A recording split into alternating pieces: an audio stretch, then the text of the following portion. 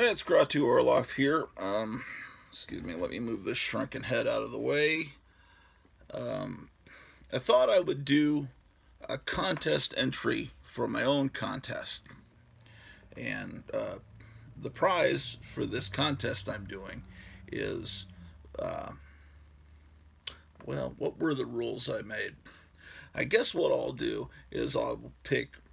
It doesn't look like many people are going to enter. Comic Crypt of Castle Hills just entered, and Metarog is about to enter. I said I would have five winners. I'll probably, honestly, everyone that enters is going to be a winner. And what I'm going to do is you will get a full hour infomercial created by me with music and the high Grottu production values. A full 1 hour infomercial promoting your YouTube channel, and you can do whatever you want with it. And so I will promote with my amazing marketing skills, because that was my first major in college, was advertising and marketing. Um, so what the contest you're supposed to do is grab like five or more comics that you can tell stories about. And this is a comic I can tell you a story about. And you may not have ever even heard of this comic. Spoof. Now, Marvel had not Brandak in the '60s, and they tried to recreate the Harvey Kurtzman era Mad EC Mad comic book and do a parody of superheroes. Well, in the early '70s, they tried it again, and they had a comic called Crazy that reprinted Not Brandak, and then they put out this, and I think this was the final issue, and it's just a humor magazine. Oh, this is when Foom first came out, and they had a full page ad. Look at that. I still have my Foom membership card somewhere. Oh, and look at that ad for Dracula Lives. Wow. Well, Spoof had it was just their attempt to do a Mad Magazine kind of thing. They have a parody of 1776, the musical. Of course, it's 1776, sick. But Marie Severin does this insane night. I think it's night gallery parody. No, this is what if celebrities were the last people on Earth, and it has if the arms race keeps going, and all these, like, Snoopy is in a post-apocalyptic world, and everybody's turning into mutants. There's Julia Child and Maurice, and here's all these weird mutated by the atomic radiation people that Howard Cosell's interviewing. Maurice Severin, as some of you may know, is one of my favorite artists, and this is pretty much all Maurice Severin art. And look how they really got that EC look down. And of course, Maurice Severin and her brother John Severin were right there on the ground in the EC days. John Severin doing art for EC Comics, and Maurice Severin did all the beautiful coloring for EC Comics. But anyway, what's my story behind this? I never even knew this comic existed when it came out. This issue here, issue 5. Where are my reading glasses? Gosh darn, it's rough getting old. This is a May 73 issue. So this came out right at the end of my second grade year. But in third or fourth grade, a couple years later, a friend of mine had this in his collection. And I would go over and hang out at my friend's house all the time in San Antonio, and we made some trade where I got Spoof, and I don't know if this is the copy I got from him. It might be, or I may have upgraded, but I still have his copy somewhere that we got in a trade. Well, anyway, so one day I look in the closet where I kept my comics, where they could all fit in one closet, and the comic wasn't there. And then when I'm over at his house visiting, I noticed, hey, he's got another copy of Spoof. Hey, it's the copy that he traded me. He had come over to my house, and taking it back. I guess he regretted it. And, you know, so I think I just took it back because it was mine. Anyway, I remember his parents came over, and my parents talked with them, and they both, you know, okay. So I wound up keeping the comic. But after that, his mother never let me go back into his room. Whenever I went over there and drew comic books with him, we'd always sit at the breakfast table where, you know, so they didn't want us unsupervised. I guess our fathers kind of connected because both of my father and his father had military backgrounds. I think his father must have been older. I think he may have been in World War II because his bride was Japanese, and so I remember when we went over to his house, I would take my shoes off before I went out, you know, around the house, and so he must have been older. My dad missed World War II by a few years. I think he was just about to go into high school when World War II ended. Yeah, I think he was born in 28. Yeah. So that spoof is a great comic because I love Maurice Severin's art. But that's a story, and it's kind of a... And years later, I found that friend on Facebook, and I tried to add him. He never accepted my friendship. I don't know. I hadn't seen him in 30, 40 years. But anyway, so... anyway, wherever you're at, if you're watching this video, I wish we could connect again. Another friend that from that period when I lived in San Antonio from 1973 to 75, I reestablished friendship a few years back on Facebook after not talking to him for, let's see, 75, 40 years. And then it's kind of wild. And interestingly, he wound up working, the guy that this trade happened with, he wound up being a science teacher, because I remember he really loved Mr. Spock and Star Trek. We really connected over Star Trek, and I remember he had gold key Star Trek comics that I had never seen, and he had an issue of Famous Monsters that I'd never seen with the Westworld cover. He had great stuff to me at that time, and he was a great friend.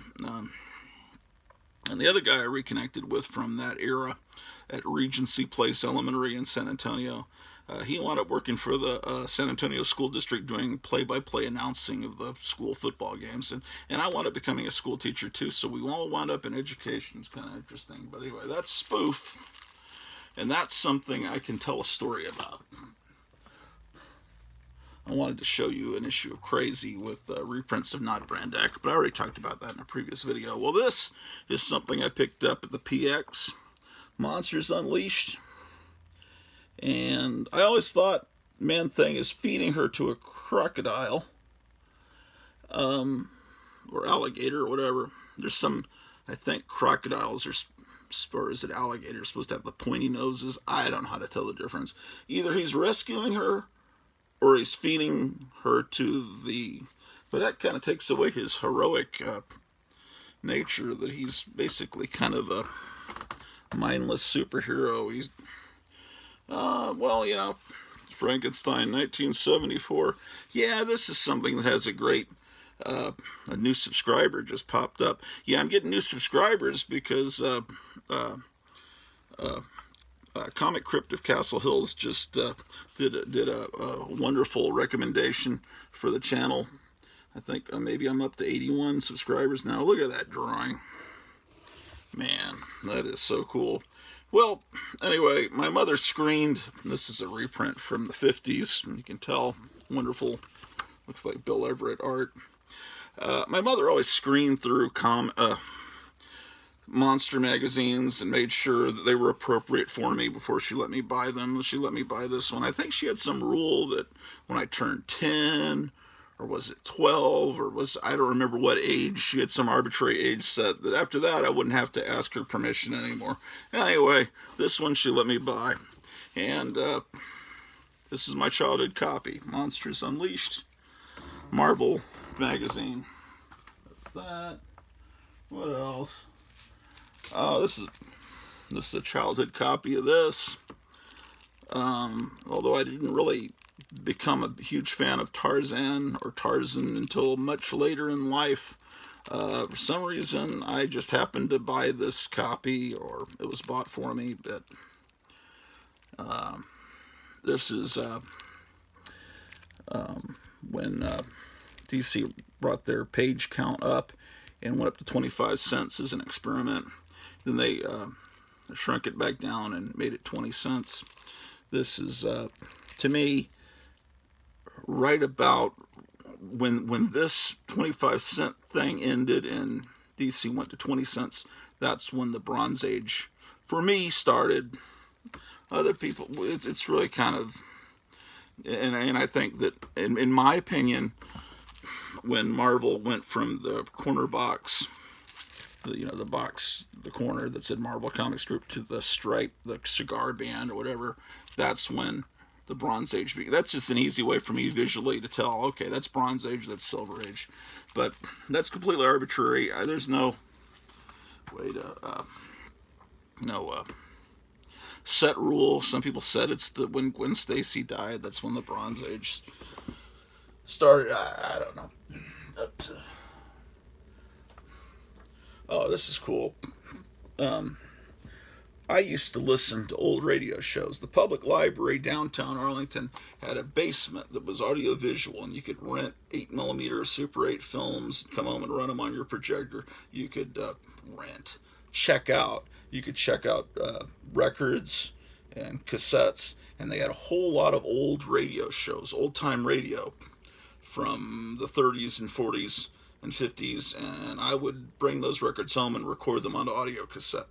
Because even then I was an archivist, and I learned, and I was talking in a previous video about how I knew I live kind of outside of time, and I appreciate music from all different eras. Some people hate the music of their parents, but I love the music of my parents, and I love the music of 100 years ago, and I love the music of most eras, just not really so much now, although there's always music down underneath. Right now everything on the radio that I can see or hear is terrible, but there's usually really great bands just kind of underground. But you kind of have to read the right magazines, or be tuned into the right web pages, or know the right people to know them, who they are. So right now I don't have my radar up about who really good bands are right now.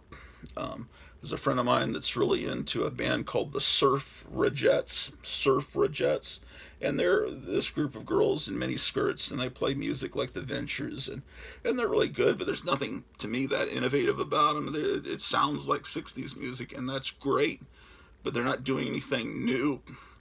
The last time I got really excited was about the White Stripes, but my wife says that Jack White has a new band, and I think it's just called Jack White. There's something magical about him and his ex-wife Meg White together, and they went along with the story that they were brother sister. But anyway, this is what is it? Late 70s? Let's see, what is it? 75 cents? No, this is probably into the 80s. Oh boy, coming up here without my glasses. Yeah, I think that says 80, 85. Anyway, this is, they're bringing back a character from the old days of radio, the Mysterious Traveler. And it's, Steve Ditko. And, yeah, it's just cool stuff. And I did a previous video where I was shouting out these great YouTubers, and I forgot to mention Charlton66. I mean, he's always on my Instagram, liking everything. He's wonderful too. I love his videos. I don't know why I didn't mention him. I didn't mention Night Tiger Comics. He does great videos. He's always on my Instagram liking stuff too. I like to do close-ups of these ads, but the way let me see if I can reconfigure this camera setup.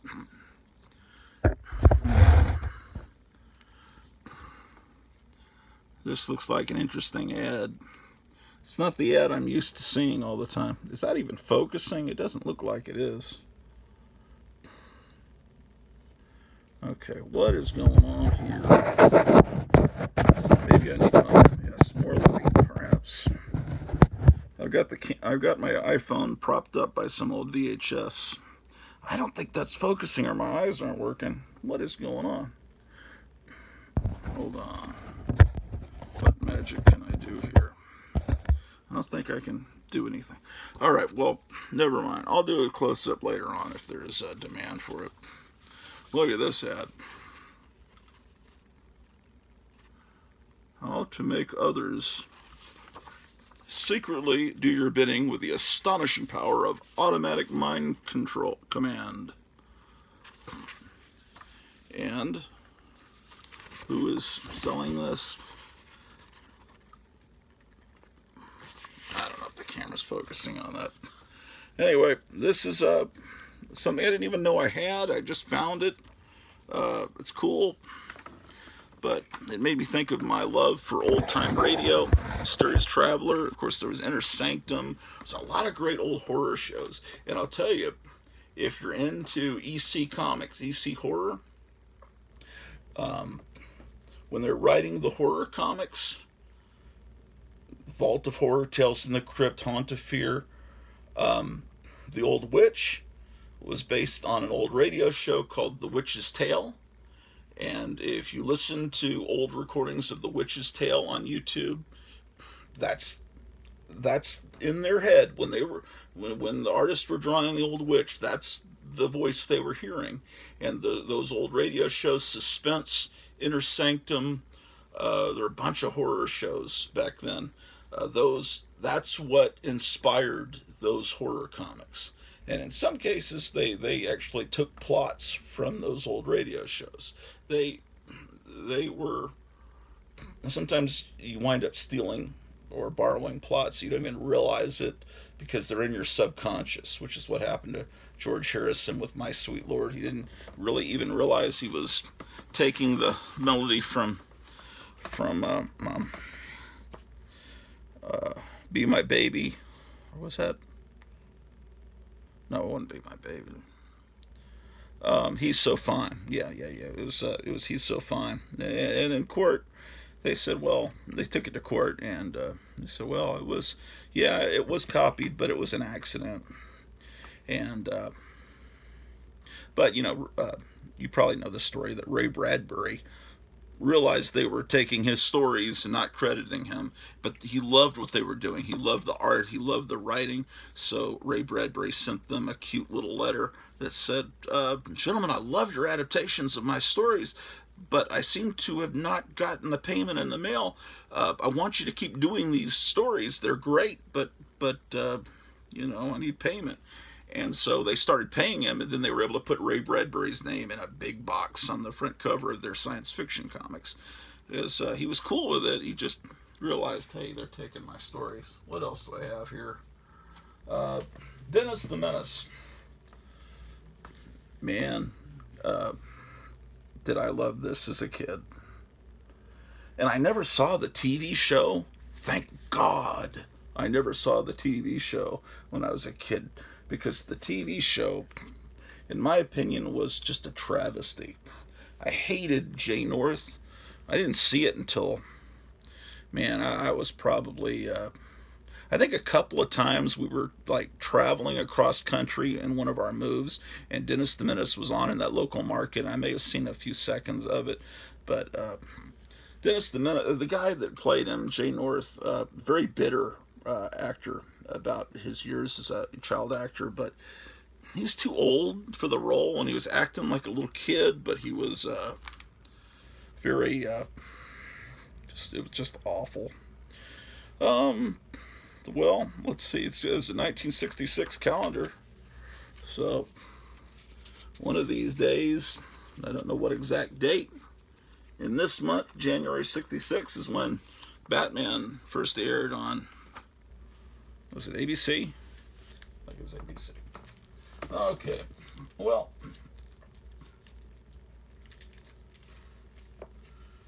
oh shit, motherfucker. This is not a comic. This is just a front cover.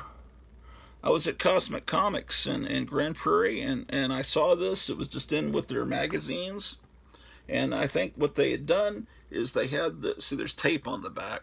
They had this taped on the front of a long box, just for decoration, and it looks like it had been through a fire. You can see the burn marks. And they just salvaged the cover, but the cover is so great and so iconic. Let me use the word iconic. I don't know if I've ever used that out loud in my life before. I've written the word iconic, but sometimes you realize, I don't think I've ever said that out loud before in my life. Some words like that. Okay, but anyway, now I'm just going to throw this in a little frame. It'll look great on my cover. Look, a new subscriber, Rangersley. Wow, I'm going to have to check out your channel, Rangersley. I'm getting all kinds of... Thank you, Comic Crypt. And Metarog is going to mention my contest soon, and that'll be... who knows how many subscribers I'll get from that. It's going to show you some key issues. I know a lot of my fans on YouTube are speculators, and this issue is trending. It's a key issue, and I was going to send this off to CGC to have it graded and slabbed, because this is, and it's a special variant. This has a supplement in it, like a glossy supplement in it, that was only 1 in 50 issues had this, and it was only done in army bases that you would get this color supplement. And in The Adventures of Kool-Aid Man #2 from Marvel Comics Group.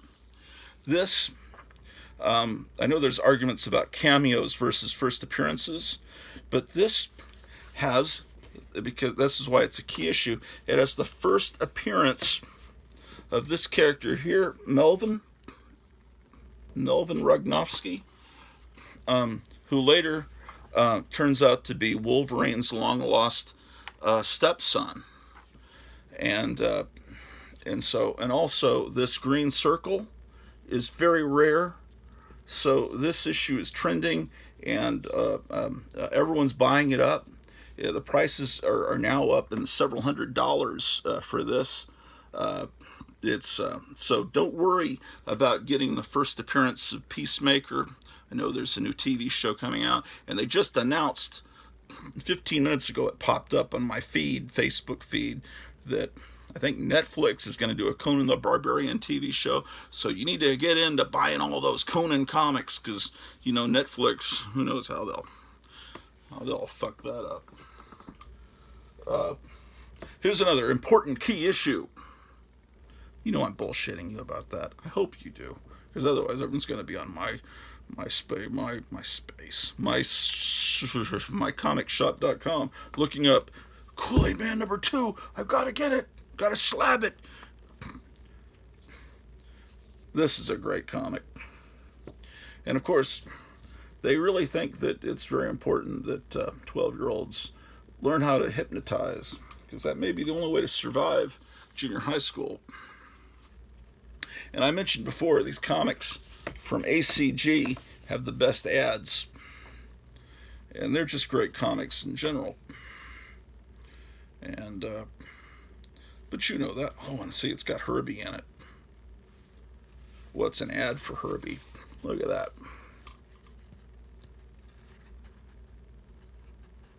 Full page ad for the Herbie comic. Herbie the Fat Fury. I think he first appeared in this comic magazine, but then he got his own series. I was showing you this the other week, a couple videos back. Herbie. I just picked up, the last time I was actually had a few extra dollars, and that's not going to be for a while, because we're going through a period of not a lot of funds, but I picked up these Herbies at Duncanville Books. I don't know if I showed these to you or not, probably. Herbie.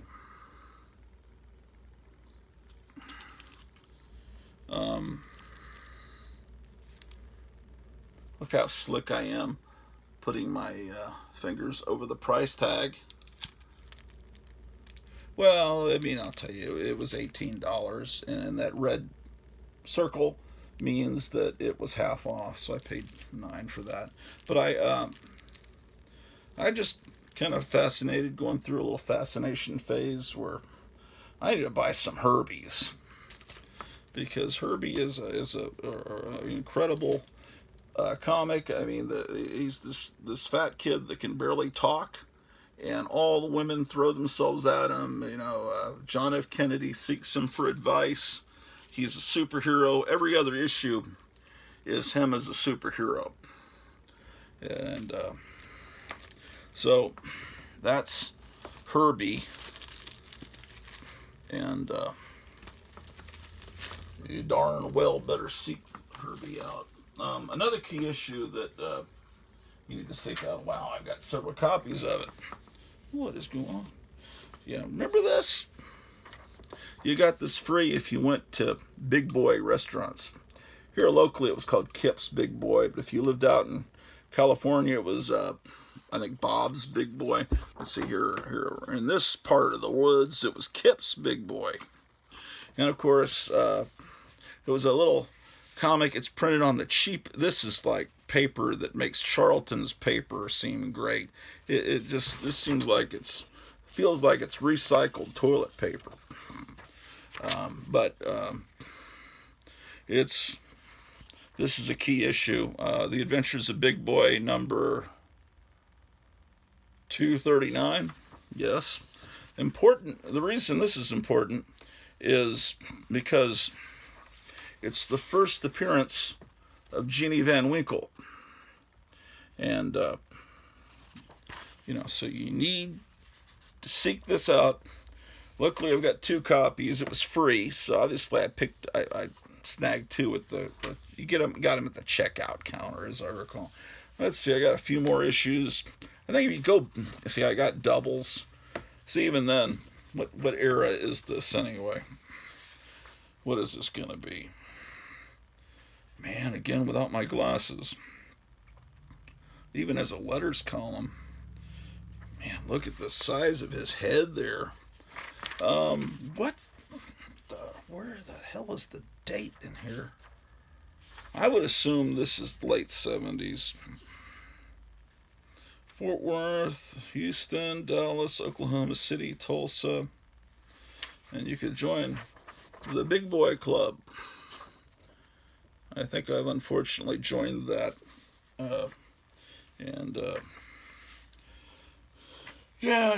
So, they even got a little promotion for CBS running Wizard of Oz. Again, make sure, I wonder how many of these have been slabbed. I wonder if there's a way to tell how many people sent these off to CGC.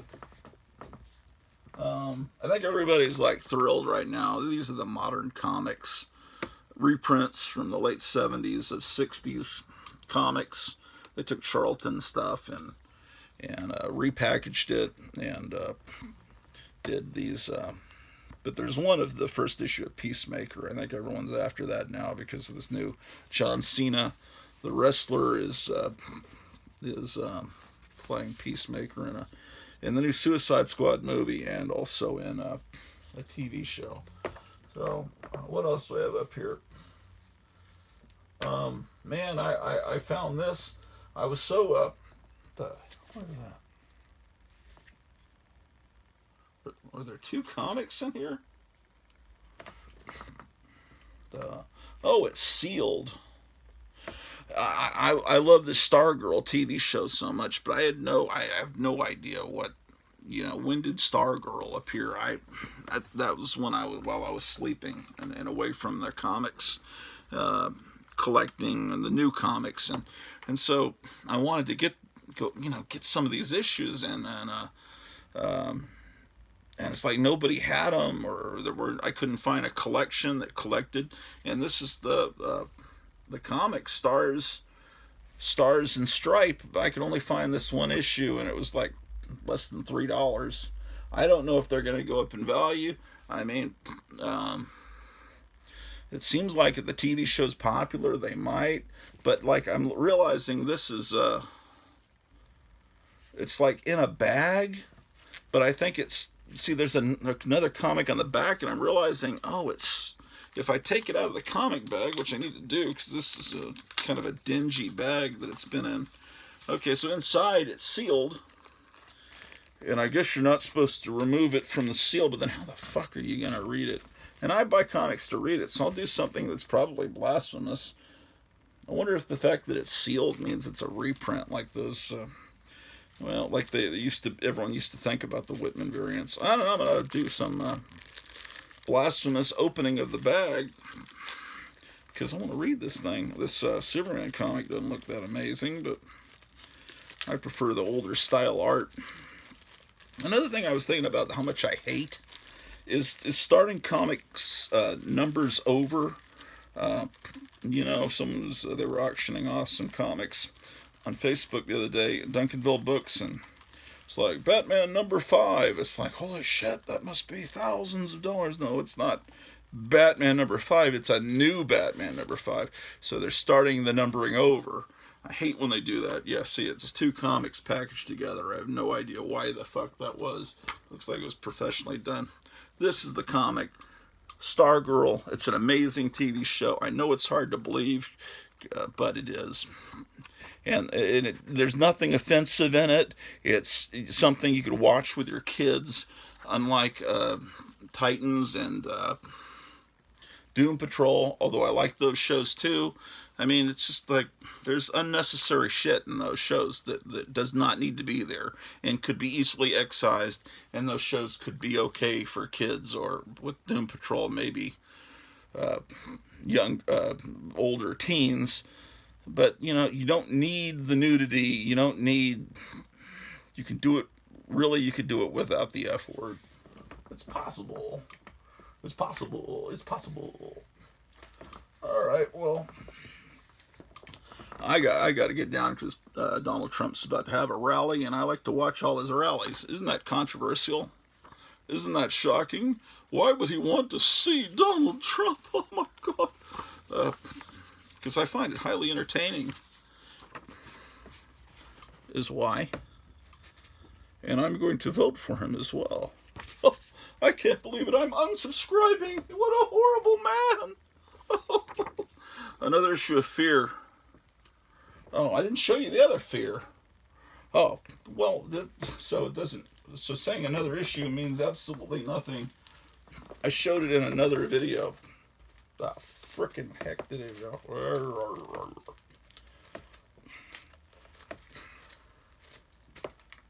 Maybe it's gone.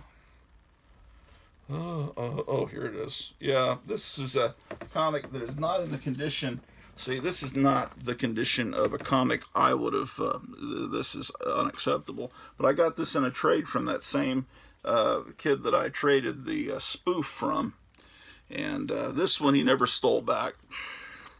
Hate to say, borrowed back. I don't want to reignite a feud from 1974. But anyway, there's just another issue. This one I got in the, I don't know, relatively more recently. Damn, I love the artwork in these old things, man. I tell you. It's just, what else can you say, man? You open to that? Splash. Look at this. Hot Stuff #1. I didn't pay hardly anything for this. I'm Hot Stuff. Who are you?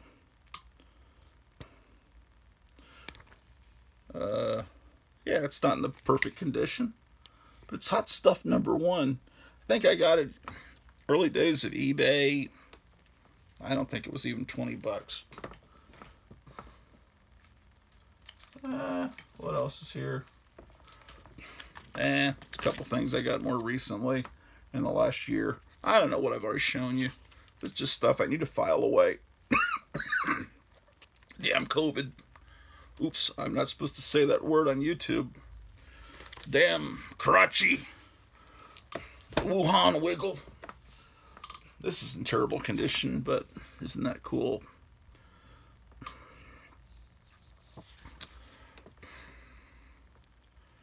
Yeah. You can't even see. Yes, Tales of Terror. You know, at Regency Place Elementary in 3rd or 4th grade, they ran this movie in the cafeteria at nighttime one day, and you paid a little ticket, and you got to, they showed Tales of Terror and some other horror movie, probably 16 millimeter print. That's a good memory. Okay, with that, it's time. That's the sound that an extremely fat man makes when they stand up.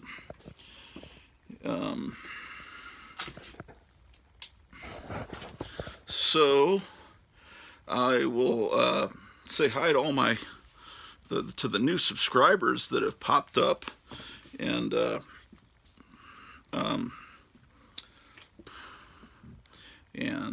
you can barely walk in here, but it is getting better. So I got this camera focused. Well, this is where I'm putting all the Silver Age comics. If you can even tell, I moved that bookcase in here. Okay, so I moved that television back. These are all comics that need to be assimilated. For those of you that just subscribed, I've been in the process of trying to separate Silver Age comics from Bronze Age and above, and just because I wanted all my Silver Age together, and it's a hell of a chore, but the pandemic is, sometimes you need something to do during a pandemic, and